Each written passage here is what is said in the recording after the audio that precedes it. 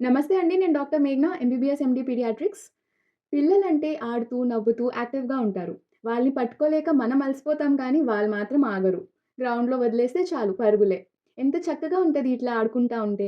కానీ ప్రతి పరుగుతో ఊపిరి కోసం ఆగాల్సొస్తే, వింటర్స్ వస్తే చాలు హాస్పిటల్స్ చుట్టూ తిరగాల్సిన పరిస్థితొస్తే, రాత్రి దగ్గు ఎక్కువైపోయి నిద్ర నుంచి లెగిసిపోతూ ఉంటే, ఈ పరిస్థితి ఎంత కష్టంగా ఉంటదో అది పేరెంట్స్ మాత్రమే అర్థం చేసుకోగలరు. ఇది ఆస్త్మా. ఈ వీడియోలో మనం ఆస్త్మా అనే ప్రాబ్లమ్‌ని పేరెంట్స్ ఎలా అర్థం చేసుకోవాలి, ఎలా ఫేస్ చేయాలి, ఇంకా పిల్లలకి కరెక్ట్ కేర్ ఎలా ఇవ్వాలి, సింపుల్‌గా స్టెప్ బై స్టెప్ చూద్దాం. ఆస్త్మా అంటే ఏంటి? ఎందుకు ఇన్ని రోజులు మెడికేషన్ వాడాలి? ఆస్త్మా అంటే ఏమి ఇన్ఫెక్షన్ కాదు. ఇలా యాంటీబయాటిక్ ఇస్తే అలా తగ్గిపోతది అనుకోడానికి. కొంతమంది పిల్లలకి ఎయిర్‌వేస్ చాలా సెన్సిటివ్‌గా ఉంటాయి. చిన్న చిన్న ట్రిగ్గర్స్ వల్ల ఈ విండ్ పైప్స్ అంటే ఆక్సిజన్ నోస్ నుంచి లంగ్స్‌కి తీసుకెళ్ళే పైప్, ఈ విండ్ పైప్స్ అనేది స్వెల్లింగ్ వచ్చేస్తది. దానివల్ల ఆక్సిజన్ లంగ్స్‌కి అందదు. కామన్‌గా ఎక్స్‌ప్లెయిన్ చేయాలంటే ఒక స్ట్రా నుంచి ఊపిరి తీసుకోవడానికి ట్రై చేస్తే ఎలా అనిపిస్తది? పిల్లలకి అలాంటి ఫీలింగ్ ఉంటది. దగ్గు అది గూడా రాత్రి ఎక్కువ రావడం. వీజింగ్ అంటే బ్రీతింగ్ తీసుకుంటున్నప్పుడు ఒకలాంటి సౌండ్ రావడం. చెస్ట్ టైట్‌గా ఉండడం, ఊపిరి తీసుకోవడంలో ఇబ్బంది రావడం. ఇవన్నీ సింప్టమ్స్. అయితే ఇది పిల్లల్లో బీపీ, షుగర్ లాంటిదా? లైఫ్ లాంగ్ ఉంటదా ఏంటి? మెడికేషన్స్ కంటిన్యూ చేయాలా? కొంచెం అలాంటిదే. కానీ మనకొక గుడ్ న్యూస్. ఏంటంటే ఒక ఏజ్ తర్వాత ఈ సెన్సిటివిటీ తగ్గిపోతది. ఇంకా చాలామంది పిల్లలు నార్మల్ లైఫ్ లీడ్ చేస్తారు. ఏవి మెడికేషన్ సపోర్ట్ లేకుండా. కానీ మరి లాంగ్ టర్మ్ వరకు ట్రీట్మెంట్ ఇస్తారు. అందులో స్టెరాయిడ్ ఉంది అంటారు. దానివల్ల ఏమన్నా సేఫ్టీ ఇష్యూవా? ఇది అర్థం చేసుకోవడానికి నేనొక సింపుల్ ఎగ్జాంపుల్ చెప్తాను. మీ కిచెన్‌లో గ్యాస్ స్టవ్ ఆన్‌లో ఉంచేసారనుకోండి. కనిపించడానికి అంతా నార్మల్‌గానే ఉంటది. కానీ ఒక్క మ్యాచ్ స్టిక్ వల్ల ఎక్స్‌ప్లోజన్ అయిపోద్ది. ఈ ఎక్స్‌ప్లోజనే సింప్టమ్స్. సడెన్‌గా దగ్గు రావడం, ఊపిరి ఆడకపోవడం ఇవన్నీ మనకి ఆస్త్మా సింప్టమ్స్. ఇక్కడ మనం ఏం చేస్తాం? ఫైర్ వస్తుందంటే ఫైర్ ఎక్స్‌టింగ్విషర్‌తో ఫస్ట్ అది ఆర్పేస్తాం. సిమిలర్‌గా ఈ కండిషన్‌లో మనం ఒక బ్లూ ఇన్‌హేలర్ ఇస్తాం. దానివల్ల ఏమైతదంటే ఆ ఎయిర్‌వే ఏదైతే క్లోజ్ అయిపోయిందో అది ఓపెన్ అవుతది. ఇంకా గ్యాస్ ఆన్ చేసి ఉంచడం అంటే ఆస్త్మాలో కంటిన్యూయస్‌గా జరిగే ఇన్‌ఫ్లమేషన్ లాంటిది. మరి గ్యాస్ కట్టేయాలి గదా! అది మనం ఇచ్చే స్టెరాయిడ్ ఇన్‌హేలర్. అది పింక్ కలర్ ఇన్‌హేలర్.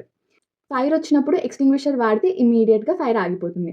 అలాగే సింప్టమ్స్ కూడా తగ్గిపోతాయి. కానీ ఫైర్ ఆగిపోయిన తర్వాత గ్యాస్ కట్టేయకపోతే రిస్క్. అందుకనే మనం డాక్టర్ ప్రిస్క్రైబ్ చేసినట్టు మెడిసిన్ కంప్లీట్ కోర్స్ వాడాలి. ఇక్కడ ఒక 2 డౌట్స్ క్లారిఫై చేస్తా నేను. ఫస్ట్‌ది ఇన్‌హేలర్స్ ఏమన్నా అలవాటయిపోతాయా అని అడుగుతారు. దీని ఆన్సర్ చాలా క్లియర్ అండి. అదేం అలవాటవ్వదు. నెక్స్ట్ స్టెరాయిడ్స్ అంటున్నారు. అది సేఫేనా? ఈ మన ఇన్‌హేలర్స్‌లో యూజ్ చేసే స్టెరాయిడ్స్ చాలా తక్కువ డోస్‌లో ఉంటది. ఇంకా డైరెక్ట్‌గా లంగ్స్‌లోకెళ్తది. అదేమి టాబ్లెట్, సిరప్, ఇంజెక్షన్ ఏం కాదు. సో, సిస్టమిక్ సైడ్ ఎఫెక్ట్స్ అనేవి చాలా తక్కువుంటాయి. ఓకే. మాకిది అర్థమైంది. మేము రెగ్యులర్‌గా మెడికేషన్ ప్రిస్క్రైబ్ చేస్తున్నట్టు వాడుతున్నాం. అయినా ఇంప్రూవ్‌మెంట్ రావట్లేదు. అంటే మీరు వాడే విధానం చూసుకోవాలి. స్పేసర్ తప్పకుండా యూజ్ చేయాలి. ఇన్‌హేలర్ డైరెక్ట్‌గా యూజ్ చేస్తే ఈ మెడిసిన్ చాలా వరకు థ్రోట్‌లోకెళ్ళిపోయి వేస్ట్ అయిపోతది. స్పేసర్ అంటే ఒక హోల్డింగ్ ఛాంబర్. ఇది మెడిసిన్‌ని హోల్డ్ చేస్తది. పిల్లలు బ్రీతింగ్ రెగ్యులేట్ చేసుకోలేరు కదా! అందుకే ఎలా బ్రీతింగ్ తీసుకున్నా మెడిసిన్ లంగ్‌లోకే వెళ్ళడానికి హెల్ప్ చేస్తుంది. సో, టెక్నిక్ ఏంటి? ఒక సైడ్ మాస్క్ గానీ, మౌత్ పీస్ గానీ ఉంటది. చిన్న పిల్లల్లో మాస్క్ యూజ్ చేస్తాము. కొంచెం పెద్ద పిల్లల్లో మౌత్ పీస్ డైరెక్ట్‌గా పెడతాం. ఇంకా మధ్యలో స్పేసర్ ఉంటది. ఇంకొక సైడ్ మన ఇన్‌హేలర్ ఎండీఐ మీటర్ డోస్ ఇన్‌హేలర్ అంటాం. అది ఉంటది. ఫస్ట్ ఇన్‌హేలర్‌ని షేక్ చేయండి. షేక్ చేసి స్పేసర్‌కి కనెక్ట్ చేయండి. చేసి ఒక స్ప్రే ఇచ్చి వదిలేసేయాలి. తర్వాత చిన్న బేబీస్ అయితే మాస్క్ పెడతాం. పెద్ద పిల్లలైతే డైరెక్ట్ మౌత్ పీస్ ఇవ్వచ్చు. ఇచ్చిన తర్వాత డోస్ ప్రకారం ఒక స్ప్రే ఇచ్చి వదిలేసేయండి. పెద్ద పిల్లలైతే డీప్ బ్రీత్ తీసుకోమని చెప్పండి. చిన్న పిల్లలైతే జస్ట్ అట్లా పెట్టి ఉంచండి. 10 సెకండ్స్ వరకు తీయొద్దు. తర్వాత ఒకవేళ రెండో పఫ్ అడ్వైస్ చేస్తే 30 సెకండ్స్ టు 1 మినిట్ గ్యాప్ తర్వాత సేమ్ ప్రాసెస్ రిపీట్ చేయొచ్చు. ఇంకొక విషయం స్పేసర్ అనేది ఎప్పుడు స్ట్రెయిట్‌గా ఉండాలి. ఇట్లా పైకి లేకపోతే కిందకి బెండ్ అయ్యి ఉండకూడదు. నెక్స్ట్ యాస్పెక్ట్ ఏంటంటే రిటెన్ ఆస్త్మా యాక్షన్ ప్లాన్. ప్రతి ఆస్త్మా పిల్లలకి ఈ రిటెన్ ఆస్త్మా యాక్షన్ ప్లాన్ అనేది ఉండాలి. ఈ ప్లాన్ పేరెంట్స్ దగ్గర ఉంటే పానిక్ అవ్వరు, కన్‌ఫ్యూజన్ ఉండదు. సో, మనకి ట్రాఫిక్ సిగ్నల్స్‌లో ఎట్లా అయితే కలర్స్ ఉంటాయో దీంట్లో కూడా 3 కలర్స్ ఉన్నాయి. Green, yellow, red. గ్రీన్ అంటే అంతా బానే ఉంది. పిల్లోడు యాక్టివ్‌గా ఉన్నాడు, ఆడుకుంటున్నారు, డైలీ యాక్టివిటీస్ బానే ఉన్నాయి. ఈ టైంలో ఒకవేళ పింక్ ఇన్‌హేలర్ అదే స్టెరాయిడ్ ఇన్‌హేలర్ ఒకవేళ ఇస్తుంటే అది కంటిన్యూ చేయాలి. యెల్లో అంటే ఏంటి? సింప్టమ్స్ ఉంటాయి. దగ్గు రావడం, అది కూడా రాత్రిపూట ఎక్కువ రావడం, బ్రీతింగ్ తీసుకుంటుంటే సౌండ్ రావడం, ఏమన్నా ఆడుకుంటుంటే లేకపోతే పని చేస్తుంటే డిఫికల్టీ బ్రీతింగ్ పెరగడం, ఇట్లాంటివన్నీ ఉన్నప్పుడు ఒక బ్లూ ఇన్హేలర్, ఒక పఫ్ ఇచ్చేసి నియర్ బై హాస్పిటల్‌కి తీసుకెళ్ళాలి. Red zone. Severe breathing problem ఉంటది. పిల్లలకి ఊపిరి తీసుకోవడంలో చాలా ఇబ్బందనిపిస్తది. ఇలాంటి టైంలో ఇమ్మీడియేట్‌గా బ్లూ పఫ్ ఇచ్చి ఎమర్జెన్సీ డిపార్ట్‌మెంట్‌కి తీసుకువెళ్ళాలి. మరి ఇంకేం డేంజర్ సైన్స్ ఉంటాయి నాకెలా అర్థమవుతది పిల్లలకి ఊపిరాడట్లేదు అని? ఫస్ట్ థింగ్ మాట్లాడలేకపోవడం. ఓన్లీ 1, 2 వర్డ్స్ మాట్లాడతారు. అది కూడా ఆయాసపడుతూ. నెక్స్ట్ ఫాస్ట్‌గా బ్రీత్ తీసుకుంటున్నారు. నార్మల్ కన్నా ఇది చాలా ఫాస్ట్‌గా ఉంది అని మీకనిపిస్తే, at the same time chest లోపలికి వెళ్ళిపోతుంది అని చెప్పి మీకు కనిపిస్తుంటే అది డేంజర్. కొంతమంది చిన్న పిల్లల్లో ఆక్సిజన్ దక్కక బ్లూ అయిపోతా ఉంటారు. అది కూడా డేంజరే. వెంటనే తీసుకెళ్ళాలి. ఇవన్నీ కాకుండా మనం ఫస్ట్‌లో సింప్టమ్స్ వచ్చాయి. రిలీవర్ ఇచ్చాము. అంటే ఆ బ్లూ కలర్ పఫ్ ఇచ్చాము. అయినా సరే తగ్గట్లేదు అంటే కూడా మీరు వెంటనే హాస్పిటల్‌కి తీసుకురావాలి. నెక్స్ట్ నేను మీకు చెప్పబోయేది చాలా ఇంపార్టెంట్. ఆస్తమా పిల్లల పేరెంట్స్ లాగా మీకు ఈ మానిటరింగ్ కంపల్సరీ తెలియాలి.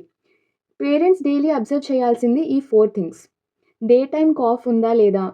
నైట్ టైమ్ సరిగ్గా పడుకుంటున్నాడా? లేకపోతే దగ్గొచ్చి లెగుస్తున్నాడా? ఆడుకునేటప్పుడు ఏమన్నా పని చేసేటప్పుడు ఆయాసంగా ఉంటుందా లేదా? ఇంకా ఆ బ్లూ కలర్ ఇన్హేలర్ చెప్పాను కదా! ఒకవేళ ఆయాసం వచ్చి ఆ బ్లూ కలర్ ఇన్హేలర్ ఇస్తే ఎన్ని సార్లు ఇచ్చారు అనేది మీరు నోట్ చేసుకుంటూ ఉండాలి.